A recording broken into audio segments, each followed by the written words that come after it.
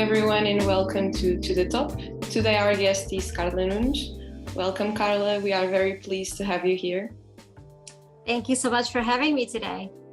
So, Carla, my first question would be, which course did you take at ISEG? So that's actually an interesting question. So you guys will translate it as management. But in the United States, which is where I'm at, management is perceived as a different type of course of what we actually cover, or at least that I covered when I was there. So we would actually call it business studies over here, given the content and the breadth of the classes we had in the curriculum. So from your perspective, the literal translation is management. From the United States perspective, I actually say that it's business studies, because that's really what's equivalent to what someone in business studies would cover over here. Okay, and what was your professional and academical path after that? So I think it actually started with the fact that I took my last year in ISEG as part of Erasmus. I went to Liverpool, and that gave me a little bit of exposure to being outside the Portugal. And so after that, I worked for a couple of years in Caixa Geral de Depósitos, like in their, what was at the time international departments. They don't have that department anymore. It's made up of many other departments, but I worked there for 2 years. And at that time, I thought I wanted to do an MBA. And of course, degrees that back then were not just 3 years long. They were 4, and many people take way more than 4 years. And so I debated between doing my MBA in Europe or in the United States. And I ended up coming to the United States for a 2-year program. And after that, I had a few different job offers with PricewaterhouseCoopers, PwC, and Citibank.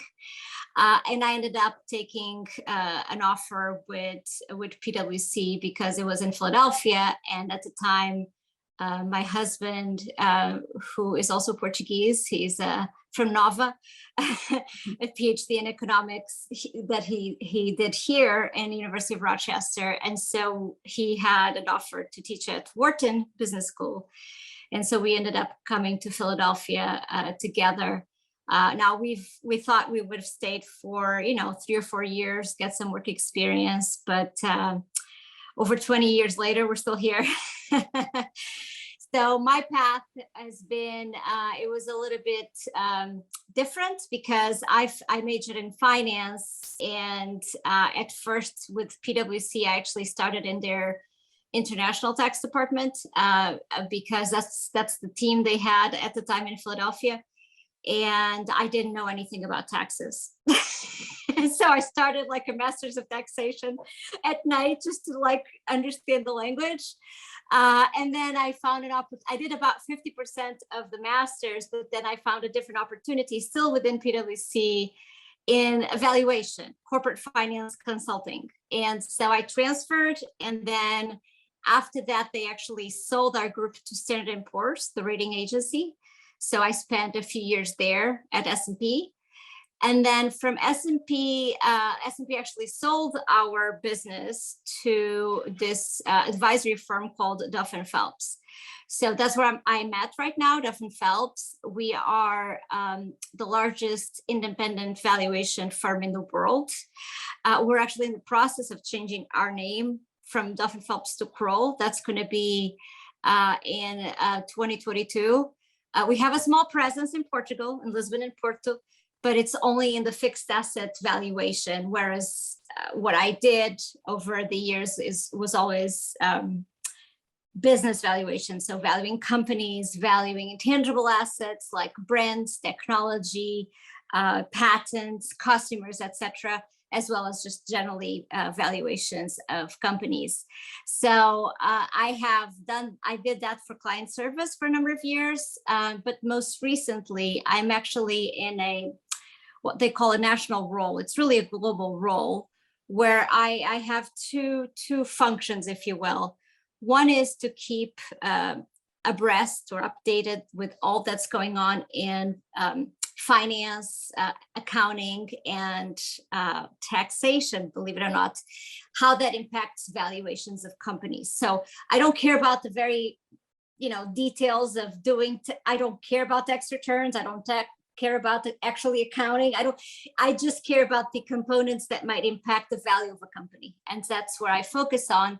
So with that, I assist project teams around the globe whenever they have questions, difficult questions on how to solve some valuation issues. They come to me and to other people in the group.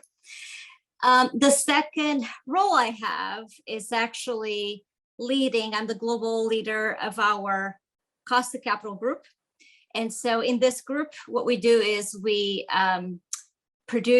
actually put together data to be used in estimating discount rates for purposes of valuation. And we used to publish that data in books, but we have been transitioning into a digital format. So now we have a web-based platform, all the data is included. So I've been part of that process of transitioning everything into digital. So our group now is called Valuation Digital Solutions, because that's what we're trying to do. And in that process, I also, I co-authored a number of books and articles, and I present lots of webinars and at conferences about what's going on in the global economy and in financial markets and how that impacts valuations and discount rates. So I think that was a long discussion. No, it was very nice. So, and do you have any career goals for the future? So as I transition more into this, because I started this group, leading this group in early 2020. And I thought it was going to be a nice transition, an easy transition, but COVID hit. And so it hasn't been nothing is easy. But I would like to get this, this cost of capital and providing more valuation tools to people so they can do their valuations from anywhere in the globe, as opposed to having to go back to the office and say, where's the book? And so I want to help with that process. But ultimately, I think down the road, I hope that now that people are more used to this hybrid environment and that it's okay to work from anywhere, maybe I'll start to lobby to be able to spend 2 or 3 months in Portugal in the summer and work from there. That's what I'm hoping, because both my husbands and my family are all in Portugal, and we miss that. So after 23, 24 years here, it starts to be. It would be nice to spend 2 or 3 months there, working there. So that's my medium-term goal, is to try to go a little bit longer stays in Portugal, and maybe do a little bit more of teaching on us, because I do get invited by a lot of top business schools to just talk about valuation and the economy and cost of capital. And so maybe I can transition a little bit more to that, and that would, as a way of easing out from this really long hours type work that I have right now. Okay, and I have one extra question, considering all you've said. Do you have any advice for ISEG students who want to go to the United States or another country?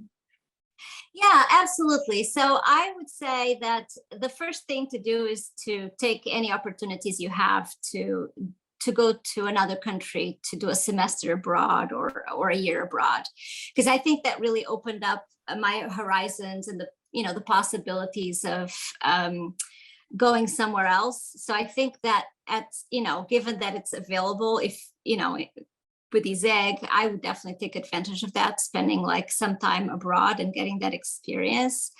And then I found it that probably would have been difficult to move abroad if it wasn't for, I have to say, the career services and the MBA experience, because those business schools have the career services that are geared towards getting people in other countries. And if that doesn't work, try to work for like a big consulting firm like McKinsey or the big four accounting firms or something. And a company that has that presence globally and doesn't mind having secondments, so people going to different countries. So even in the context of, for example, of Duff and Phelps right now, I did spend a year in London, maybe like 8 or 9 years ago. My husband was on sabbatical, and so he went to teach in London. And so during that year, I just, with my daughter and my husband, we just moved to London and spent there a year working in the London office. So I think that if there are opportunities like that, like if you can't immediately go abroad to do, say, a master's, because some of the students at ISEG are actually already doing master's, right? To then like try to work for a company that has that international reach, so that you can get eventually, like in some cross-border team, that you can get that advantage. I have to say, for the United States in particular, it's been recently a little bit more difficult to get work visas, just because of different laws that were implemented in the last few years than it was back then.